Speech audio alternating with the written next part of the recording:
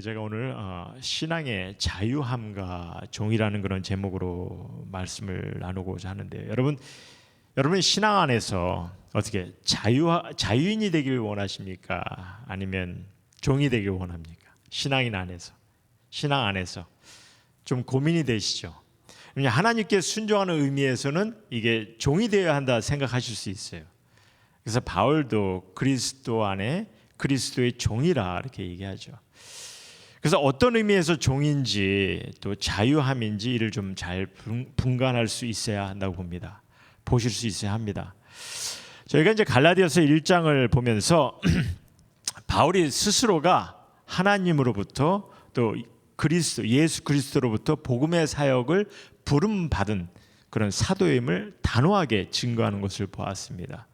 그리고 바울이 전하는 복음이 그리스도의 계시를 통해 전해지고 있음도 저희가 또 그것도 이제 단호하게 증거하는 것을 보았죠. 그런데 이런 1장의 바울의 증거를 좀 부정적으로 보는 이들이 있습니다. 왜냐하면 주위에 어떤 목격자나 또 바울이 주장을 밑받침해 줄 그런 이가 없이 그냥 혼자만의 주장이 아니냐 하고 따지기도 합니다. 사실 이게 이제 안 믿는 사람의 입장에서는 충분히 그럴 수가 있죠. 왜냐하면 이제 1장 16절 17절을 여러분들 보시면요, 혈육과 의논하지 아니하고 또 나보다 먼저 사도된 자들을 만나려고 예루살렘으로 가지 아니하고 아라비아로 갔다고 하죠. 그러니까 스스로 다 깨우쳤다는 그런 뜻으로 들릴 수 있는 거죠. 그러다 보니까 이제 바울의 증거가 이게 믿겨지지 않는다 하는 이들이 또 많았을 것이고, 그래서 이제 이렇게 스스로를 변호하려고도 합니다. 그래서 1장 20절에 보시면 보라 내가 너에게 쓰는 것은 하나님 앞에서 거짓말이 아니로다. 그래서 이렇게 자기를 막 변호하려는 그런 말도 합니다. 그러니까 정말 믿을 수 있겠나 하고 그렇게 의문을 던질 수 있는 거죠. 여러분 스스로는 어떻습니까? 바울의 증거가 지금 하나님의 말씀으로 복음으로 받아들여지냐는 거죠. 사실 우리 한마음교회 성도님들 중에는 이런 질문이 많이 익숙치 않으실 것 같아요.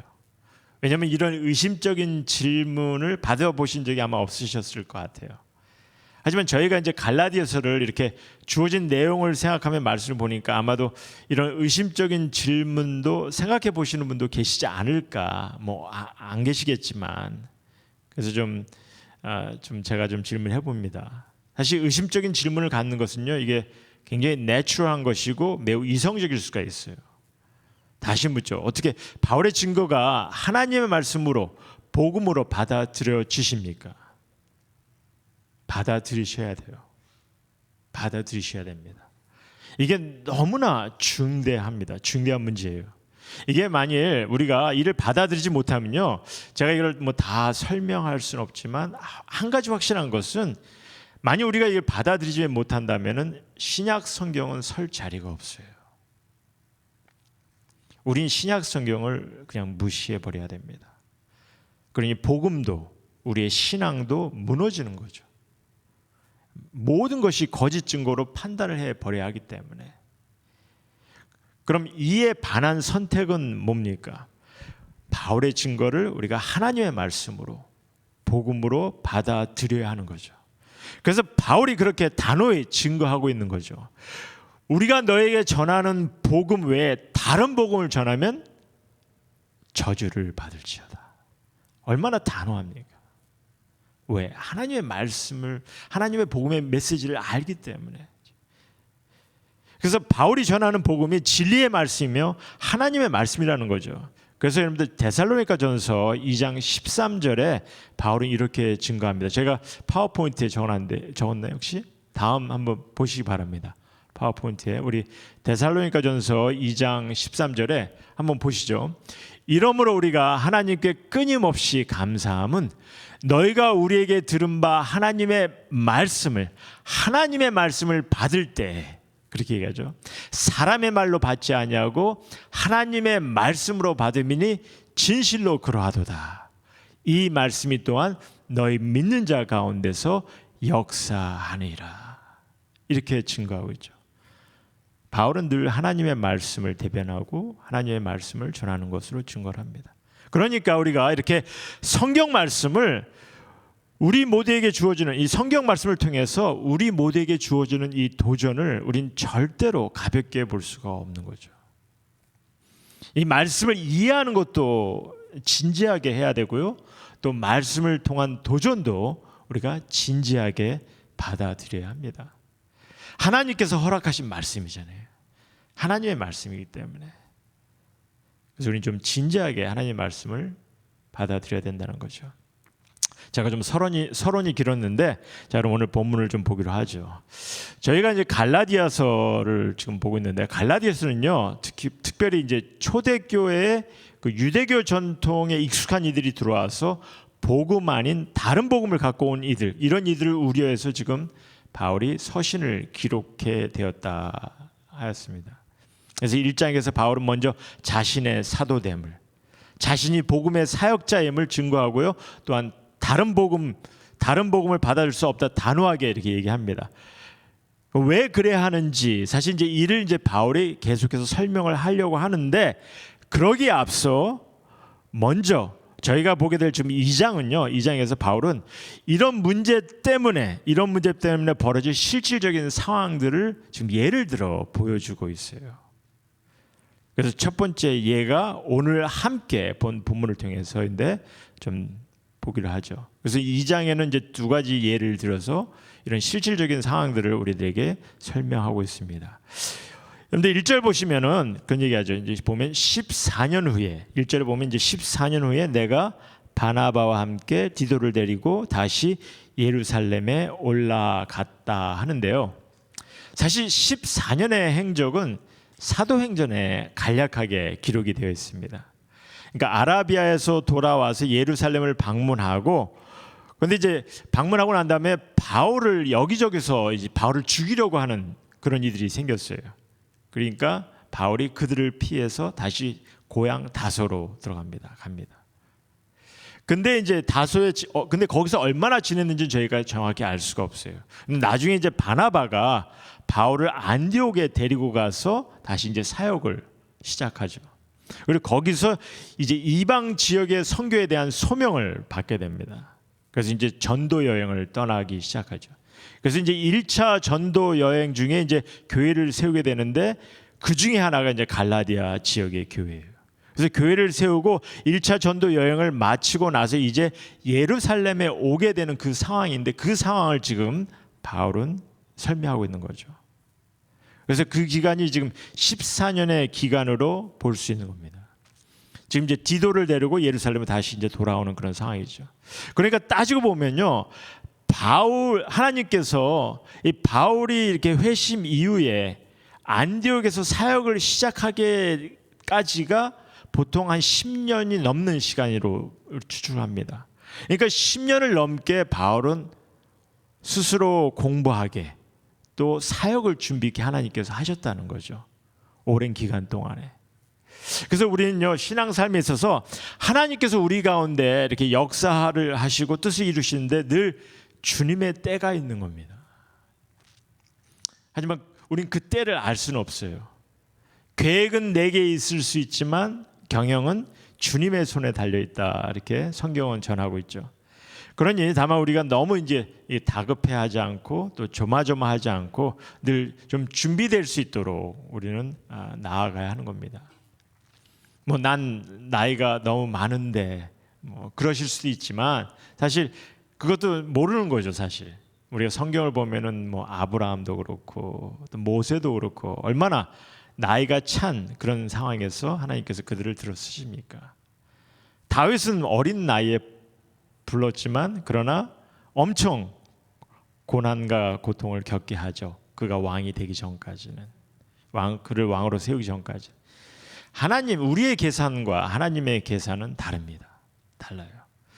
다만 주어진 삶, 우리가 맡겨진 일에 신실해야 하는 거고, 또한 그 때를 주님께 맡기며 우리는 신실한 모습을 써야 되는 거죠.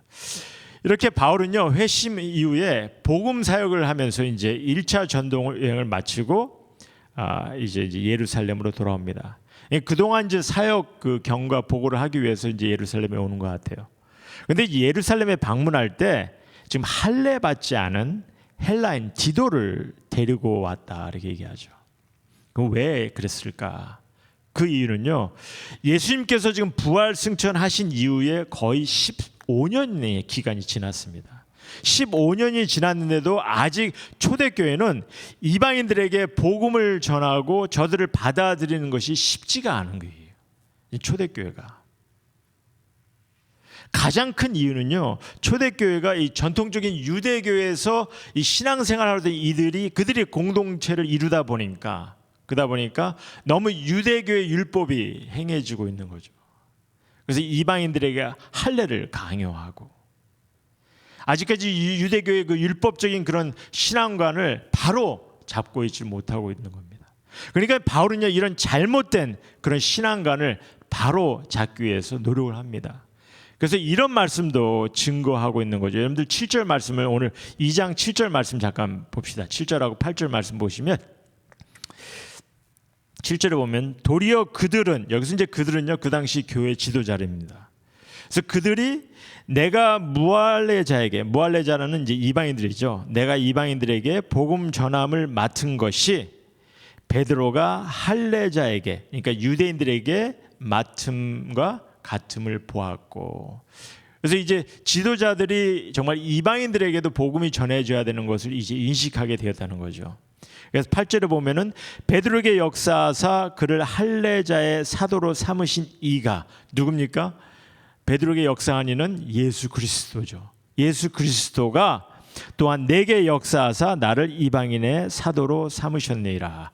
그러니까 이제 율법의 제재를 받지 않고 이방인들에게 복음을 전해야 하는 것이, 이것이 이미 그리스도 예수 그리스도의 뜻이었다는 겁니다. 그래서 베드로에게 유대인들을 맡기셨듯이 이제 이방인들에게도 복음이 전파되게로 예수님께서 뜻을 주셨다는 거죠. 그래서 사도행전에 우리가 보면요, 지금 이제 예루살렘에 지금 모였죠.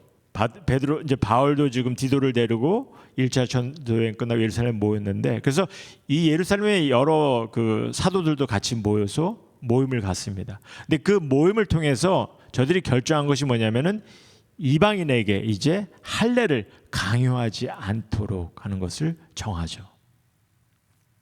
그래서 이방인들에 대한 어떤 새로운 인식을 갖기 시작합니다. 우리가 이제 이 본문을 통해서 좀 도전과 가르침을 받아야 할 것이 무엇이 있는지, 어떤 가르침이 있긴 한지 좀 보아야 되는데요. 사실 본문은요, 지금 그 당시 일어난 상황을 바울이 지금 설명하고 좀 증거하고 있는 것이거든요. 그러니까 뭐 몇 구절을 이렇게 따로 이렇게 포장하지 않는 한 지금 우리에게 필요한 어떤 우리가 듣기 원하는 그런 가르침은 사실 찾기가 어렵죠. 하지만 그래도 바울이 나름 이 본문을 통해서 강조하는 것이 있는데요, 그 강조하는 것이 우리가 갖고 있는 신앙 간의 귀한 가르침이 되고 있습니다. 그래서 그를 좀 생각해 보면서 오늘 좀 말씀을 정리하고자 합니다.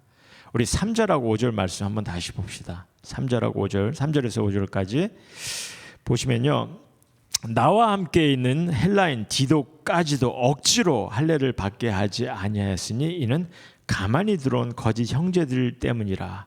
그들이 가만히 들어온 것은 그리스도 예수 안에서 우리가 가진 자유를 엿보고 우리를 종으로 삼고자 함이로되 그들에게 우리가 한시도 복종하지 아니하였으니 이는 복음의 진리가 항상 너희 가운데 있게 하려 함이라. 이런 말 적고 있습니다. 여러분, 이 구절에서 지금 바울이 무엇을 위해서 고군분투하는 것 같습니까? 복음의 진리를 지키기 위해서죠. 복음의 진리를 지키기 위해서, 그 진리를 통해 경험하는 그 자유를 지키기 위해서입니다. 그럼 이를 지키는 데 있어 어려움의 시작은 뭡니까? 어려움의 시작은, 문제의 시작은 교회에 가만히 들어온 거짓 형제들이라고 얘기합니다. 여기서 가만이란 말은요, 이게 은밀이란 말이에요. 은밀이. 그래서 어떻게 하다 보니까 들어온 게 아니라 보면은 어떤 목적을 갖고 들어온 이들이죠. 그러기에 바울은요, 그들을 거짓 형제들이라 이렇게 얘기합니다. 그럼 무슨 목적을 가지고 은밀히 들어왔다 하죠? 우리 4절 말씀 보시면요, 4절 말씀 보면은 은밀히 들어온 이유가 뭡니까? 그리스도 예수 안에서 우리가 가진 자유를 엿보고 우리를 종으로 삼고자 함이로되. 그것이 목적입니다. 예수 안에서 우리가 가진 자유를 엿보고 우리를 종으로 삼고자 함이로되. 이렇게 증거하고 있어요. 이게 어떻게 들으면요, 보면은 이제 초대교회가 예수 안에서 막 자유롭게 삶을 즐기는 것 같으니까 그게 배가 아파서 뭐 시기하는 마음에 좀 교회에 은밀히 들어와서 권력을 잡고 교회 공동체를 컨트롤해 보려는 뭐 그런 상황으로 이해할 수가 있는데, 하지만 좀 더 구체적인 것을 우리가 좀 봐야 되죠. 여러분들, 그리스도 예수 안에서 경험하는 자유는 과연 무엇이고, 또 종으로 삼고자 하는 것은 그럼 어떻게 하는 것인지 이를 좀 우리가 봐야 됩니다. 먼저 그리스도 예수 안에서 경험하는 자유는요, 이게 그냥 죄에서 자유함으로, 그냥 죄에서 자유함이 되었다는 것을 볼 수 있지만, 그건 죄에 대한 정의가 좀 더 구체적으로 내려질 때, 그때 우리가 얘기할 수 있는 거예요. 죄에서 자유함을 받았다는 것은. 그냥 무조건 죄에서 자유함을 받았다 이렇게 얘기하면요, 그냥 죄에 대해서 프리 패스를 받은 것 같이 잘못 생각할 수도 있거든요. 이게 어떤 죄에서, 이게 죄에 대한 정확한 정의가 필요한 거죠. 그래서 이렇게 잘못된 가르침 때문에 이단도 나오는 거고요. 이단의 가르침도나 죄에서 우리가 자유함 받았으니까 뭐 프리 패스 받은 것처럼 설명하는 이단들이 있죠. 지금 바울이 그리스도 예수 안에서 경험하는 자유를 말할 때는요, 이게 율법 행위로 제재받았던 것에서의 자유입니다. 율법 행위로 제재받았던 것이 자유죠. 그래서 사실 예수님께서 우리가 잘 알려진 마태복음 11장에 보면은 수고하고 무거운 짐짐자들아 다 내게로 오라 내가 너희를 쉬게 하리라, 이 말씀도 그렇고, 요한복음 8장에 진리가 너희를 자유롭게 하리라, 이 말씀들은요, 여러분들 말씀이 주어진 내용을 잘 보시면 이게 율법 행위로 제재받던 것에서 자유를 말씀하고 계시는 거예요. 그 자유를 얘기합니다. 그런데 때로 이제 그런 말씀이 좀 이렇게 좀 굉장히 듣기 좋은 말씀이니까 이게 좀 포장을 해가지고 좀 이렇게 설명할 때가 많은데, 좀 그게 좀 안타까울 뿐입니다. 어쨌든 그래서 그 당시 여러분들 유대교 율법 사상, 이 전통 사상에 있던 이들이 교회 공동체에 들어오면서 이제 복음의 가르침 안에서 이제 자유함을 경험하게 되었어요. 근데 이제 주위 유대인들이 보니까 유대인들이 그게 못마땅한 거죠. 그동안은 율법을 잘 지키고 있다가 이제 주님의 공동체 안에서 어떤 율법의 제재를 받지 않고 그렇게 신앙생활하는 게 못마땅한 거예요. 더러운 복음을 온전히 받아들이지 못한 이들은 이 본인들의 몸에 밴 것이 있지 않습니까? 뭐 고정관념이 있고 이런 것에, 그러니까 유대교 신앙을, 그래서 그런 유대교 신앙을 계속해서 나름대로 이제 막 계속 주장하는 이들도 있고 교회 안에서. 그래서 다시 뭐 종교 행위나 율법 행위에 집착하게 합니다. 그리고 이를 따르지 않으면은 신앙이 없는 것 같은, 뭐 구원을 받기가 힘든 것 같은 그런 생각을 품게 하고, 그러니까 다시 율법 행위의 종이 되게 하는 거죠. 사실 바울이 4절에 종으로 삼고자 한다는 이 말이 내포하는 의미는요, 그러니까 종으로 삼고자 한다는 말이, 이렇게 보시면 좀 이해가 되실 것 같아요. 여러분들이 우리 안에 만일, 여러분이나 우리 이 공동체 안에 만일 율법 행위나 종교 행위가 강조된다면 분명 그 행위에 대한 판단을 할 권위자가 필요한 거죠. 그렇지 않습니까? 만약에 율법 행위나 종교 행위가 강조되어야 된다면 누군가가 그것을 판단할 권위자가 필요한 거예요. 이해가 되시겠죠? 그러니까 나의 행위를 통해서, 뭐 나의 열심을 통해서 뭐 신앙의 레벨을 정한다든지, 아니면 뭐 직위를 세운다든지 구원의 조건을 내세우면은 늘 거기에는 이를 강요하는, 아니면은 주관하는 그런 권위자가 필요한 것입니다. 그래서 이런 권위를 교회 안에서 세우려고 하고, 또 성도들에게 어떤 순종을 강요하게 하는, 사실 이런 의미에서 종으로 삼고자 한다는 거죠. 이해가 되시겠어요? 하지만 우린 복음 안에, 우리가 이 복음 안에, 그리스도 예수 안에 자유함을 경험하게 된 거예요. 그래서 이 자유함을 경험하게 되면 특별한 권위자가 필요하지 않은 거죠.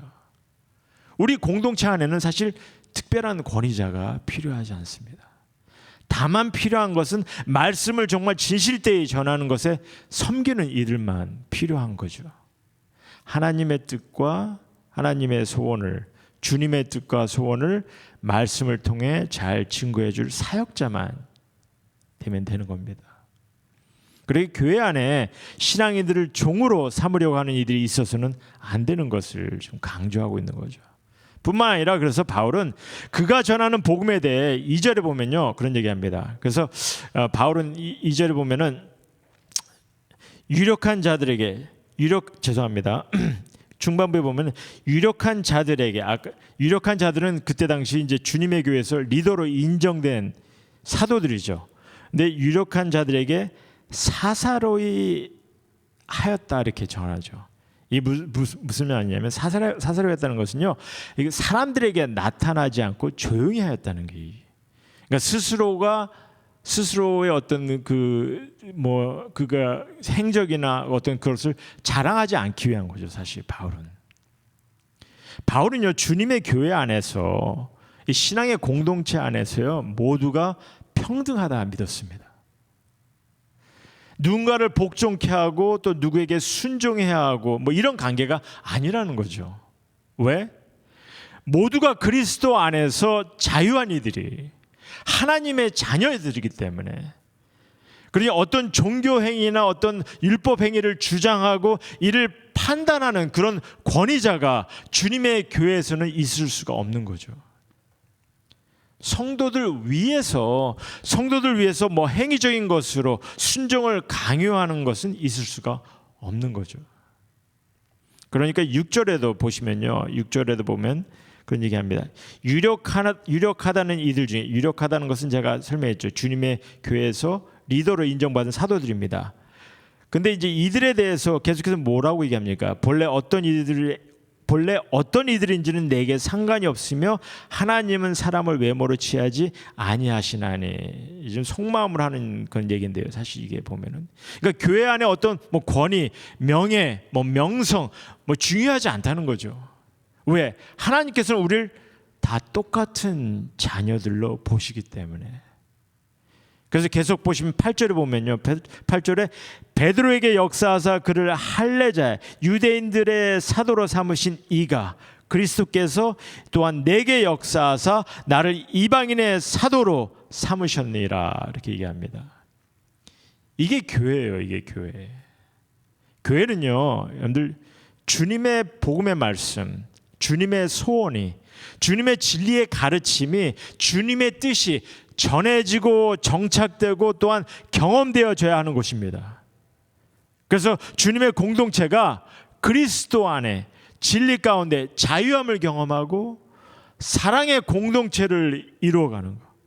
그래서 그 안에서 이제 머리 대신 주님의 지체의 역할을 이제 맡아서 해야 되는데, 그 지체의 역할을 모두가 주님께서 주신 성령의 은사대로 주어진 능력과 어떤 그 재능을 따라서, 또 여러분에게 주어진 열정과 어떤 뜻하심에, 주님의 뜻하심에 따라서 그냥 감당하며 섬기는 거죠. 주님께서 베드로와 바울을 그 뜻에 따라 또 달리 쓰신 것처럼 우리 모두에게도 하나님께서는 또한 우리의 성령의 인도하심 가운데, 능력 가운데 섬길 수 있도록 주님께서 쓰신다는 거죠. 그리고 다만 말씀 사역으로는 특별히 주님께 소명받은 이들을 하나님께서 들어 쓰시는 거고요. 그래서 그 말씀으로 섬기게 하신 겁니다. 그래서 계속 보시면은 우리 9절 말씀 보겠습니다. 9절 보시면 또 기둥같이 여기는 야고보와 게바와 요한도 내게 주신 은혜를 알므로 나와 바나바에게 친교의 악수를 하였으니 이렇게 얘기합니다. 친교의 악수를 하였다.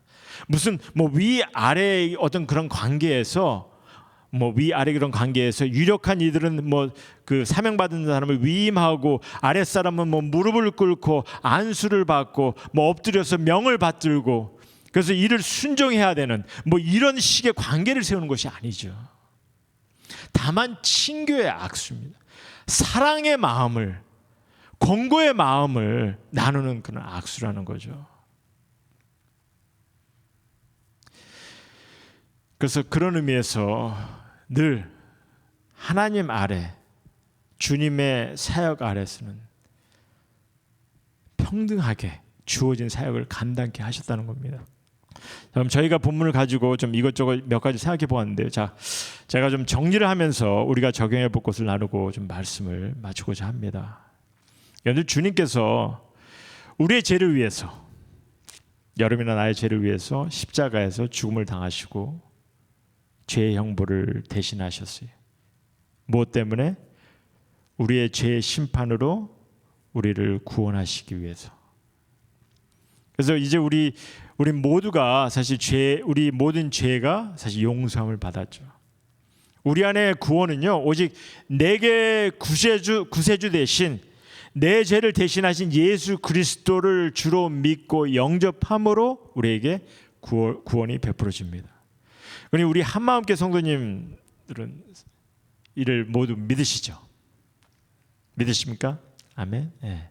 그래서 믿는 우리 모두에게 이미 영원한 삶의 약속도 허락하셨어요. 여러분들에게 영생의 삶을 허락하셨다는 거죠. 그러니까 이미 이렇게 하나님의 놀라운 은혜를 받은 우리에게 이제 어떤 율법의 행위를 지켜야 하고 종교 행위를 지켜야 하는 그런 어떤 의무가 없다는 겁니다. 구원받고 하나님의 은혜를 받은 우리는요,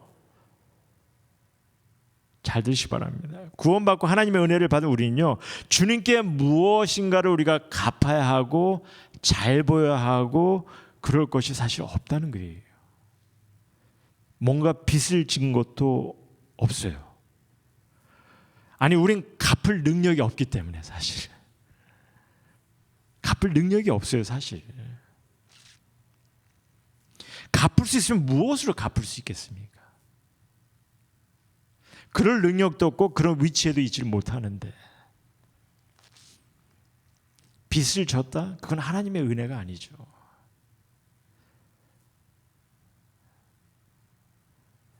우리는 하나님의 은혜를 받았습니다. 놀라운 사랑을 받은 거죠. 우리가 죄값을 치러야 하는데 가진 것 모든 것을 다해서 다 모든 것으로 갚아도 현찮은데 그런 우리에게 하나님께서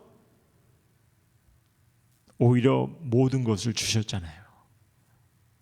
삶을 주셨고 생명을, 영생을, 사랑을, 그래서 모든 것을 다시 새롭게 경험케 하셨어요. 뿐만 아니라 삶에서 놀라운 자유함까지 경험케 하시며 이렇게 놀라운 은혜를 베푸셨는데 더는 자꾸 죄책감을 갖게 합니다. 짐을 무겁게 하려고 합니다.